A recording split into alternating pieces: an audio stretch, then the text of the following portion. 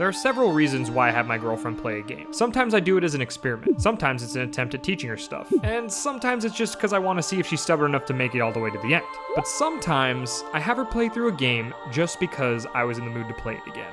That's how I ended up making my girlfriend play Shadow of the Colossus.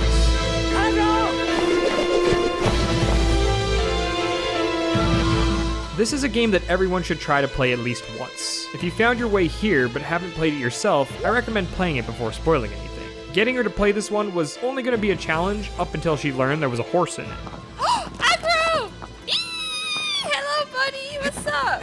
Oh, you are a beautiful steed. I love the diamond on your head. I'm still figuring out how to ride a horse, but I love every second of it. I'll keep that important piece of intel in mind next time I'm picking a game. Anyways, Shadow of the Colossus is an interesting one. As she explained before sitting down, this is a game she feels is very important to her without ever actually having played it herself. Up until now, she's never even watched me play it. I've only talked about it some 100,000 times since we've been together, and it's found its ways to permeate our relationship in ways she couldn't even probably appreciate until now. I have a question. This horse's name is Agro? Is this why you named literally all of your horses Agro? What? This is that? Oh my god. How did I never know this? Little moments like these cropped up a lot in our playthrough, and it was funny and a little bizarre. I didn't expect it to be so eye-opening for me, but it turns out I've been inserting it into our relationship for years, intentionally or otherwise.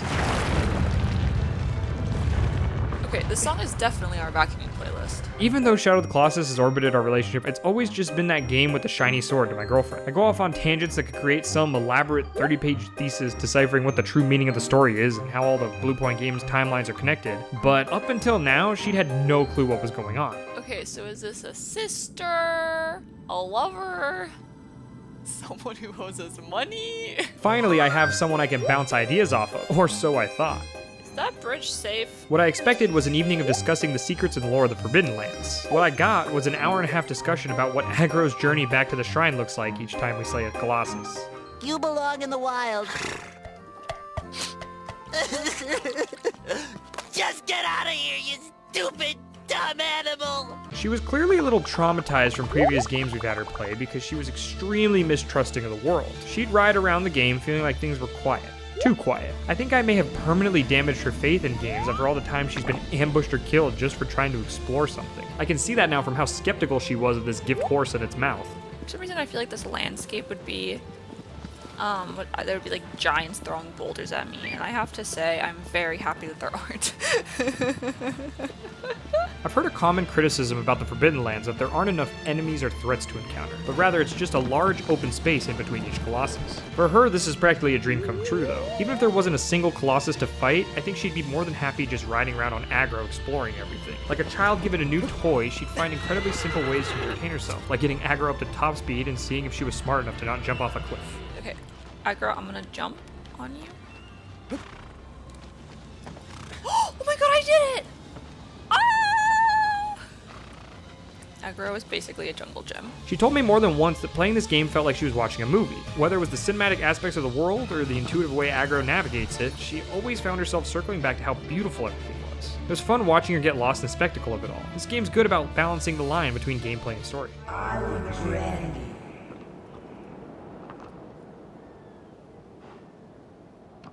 Wait, can I move?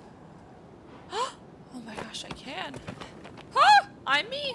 My favorite part of watching her playthrough of this game was seeing her figure out how to slay each of the Colossi. Kind of a toss-up whether she'd figure them out quickly or wrestle with how to even climb them. I think the turning point was when she started thinking about them more like puzzles instead of bosses. That simple switch in her head changed how she handled the game, and it got her through the second half of the Giants in a fraction of the time it took her for the first. She went from beating 1 or 2 in an evening to 5 or 6.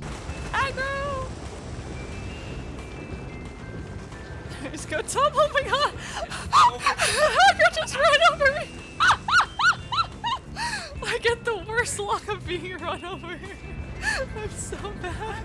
I'm being run over. She's no stranger to managing a stamina bar, but it took her a few colossi to get proper footing. With how it's handled in this game, it wasn't too uncommon for her to overestimate her grip strength. It was pretty heartwarming to see the same desire in her that I had when I first played, to just want to climb literally everything you could grab onto.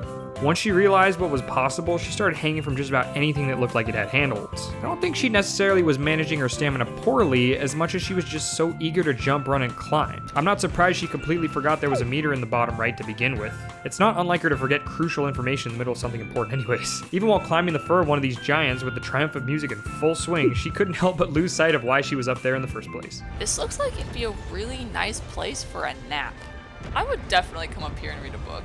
At some point while playing, I asked her what the hardest Colossus she'd fought so far was. Her answer was the camera. I must have been looking at the game with rose-colored glasses or something. Maybe it's just how long it's been since my last playthrough, but I initially just took that as the girlfriend complaining about girlfriend things. But when I sat through her fight with some of these colossi, I was like, oh man, she was not kidding.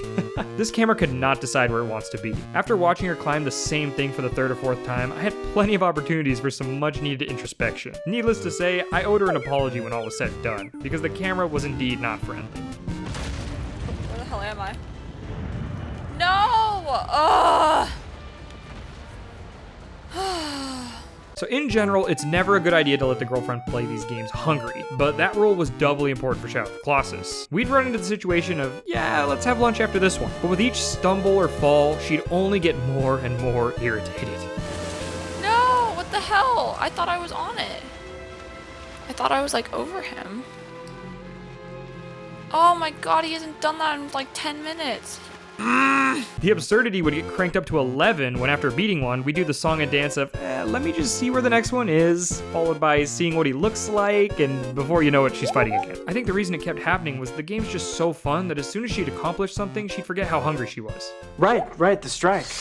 Well, that's good, because we weren't gonna do the thing until we got back.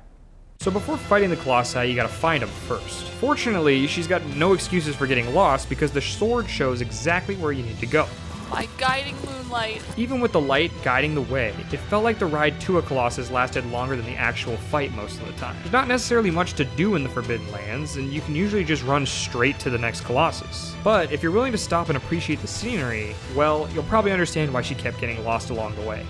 I don't think I'm in the right spot. Early on in her playthrough, I pointed out one of the glowing-tailed lizards to her and explained she could eat its tail to gain more stamina. In the moment, I didn't think much about it, but as it turns out, I ended up sending her on a massive scavenger hunt for these little guys. She already took her time riding from place to place, but now she was peeking around every landmark she came across looking for more of these magical grip strength lizards. Although, she struggled to kill these guys for the same reason she did with the crystal lizards in Souls games. Even with the boost of stamina as a motivator, it didn't make killing something cute any easier. Oh, I'm sorry. Fairly similar to my original playthrough of the game, she went through the same transition of feeling pride for killing the Colossi to shame. It was interesting to see the difference in how she celebrated finally felling one at the beginning of her journey compared to one toward the end.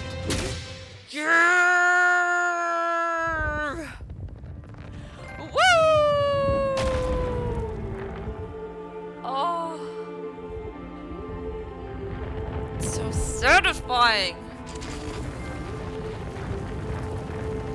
With the music and then they flop, I get kind of sad. Like, I really am questioning why we're doing this. Naturally, she started trying to piece together what exactly she was doing and whether her role in the story was right or wrong. I chose not to discuss any of this with her until she made it to the end, because I liked her unfiltered perspective on things. But that didn't stop her from coming up with some hilarious interpretations of the story and lore all on her own. Trying to so much headcanon. Because they don't tell me anything, so I have to come up with them myself. Like, I really am questioning why we're doing this. Like, obviously, I'm trying to save my friend, or sister, or girlfriend, or whoever. I don't know yet. But, like, what is their motive? You know what I mean? They're having me do this that way. Like, and then are they actually going to save her? Can they actually save her? Or am I just, you know? Out of all the good things there are in this game, for her, nothing can hold a candle to Agro. I watched her spend almost half an hour trying to figure out if there was a way to bring Agro across the water and into the fight with the third Colossus. Okay, Agro. I think you have to wait here. I love you very much. I will come back. Well, actually, I'm gonna get teleported, so just like go meet me at that temple. Capiche? Every time she got warped back to the shrine, the first thing she'd do is keep an eye out for that lovable horse. And God forbid anything were to happen to Agro while fighting the Colossi. Oh shit, get the hell out of here. No, Agro! You okay? Buddy, get out of here. Which is to say, up until the final Colossus, she was having a really good time. But for that one, well, it was personal. Agro! Agro! Agro! No! Wait, Agro! Agro!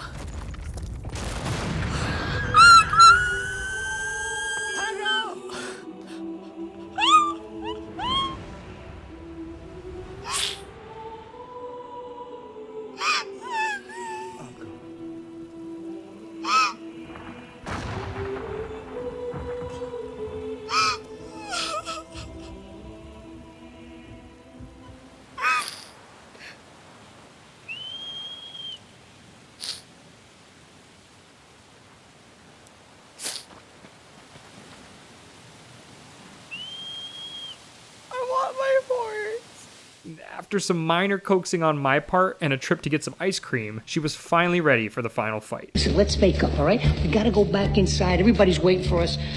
Come on, we don't have a lot of time. Just shut up. I couldn't have done it without him. Imagine me having to run across all those fields by myself. It would have taken you even longer than it already did.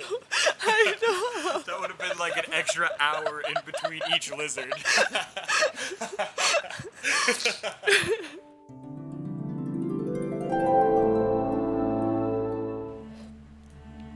Holy fuck. Ah! It's wearing a dress! Ah! Hey. Oh my god! Oh! Oh! Do you think he'd be mad if we looked up? This would be very slippery. Whee! No! Oh! Wait, what's happening? No! God damn it! Oh! Nice. Ah! Okay. Oh my god. See, no big deal. You're okay. Oh! Okay, just hold on. Don't let go. No, no, no, stop, stop! No! Oh my god. One eternity later. More hit. He's so wiggly!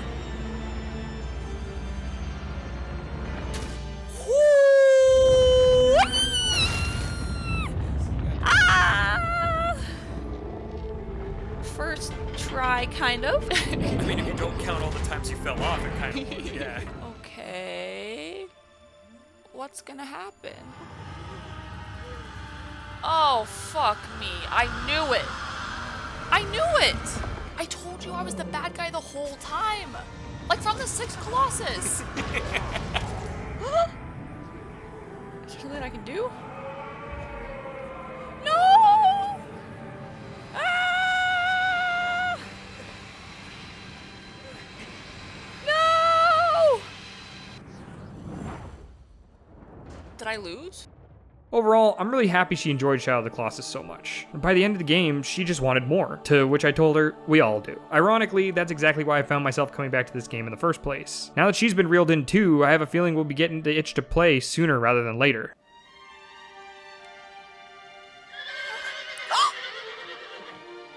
Is it? Oh my god.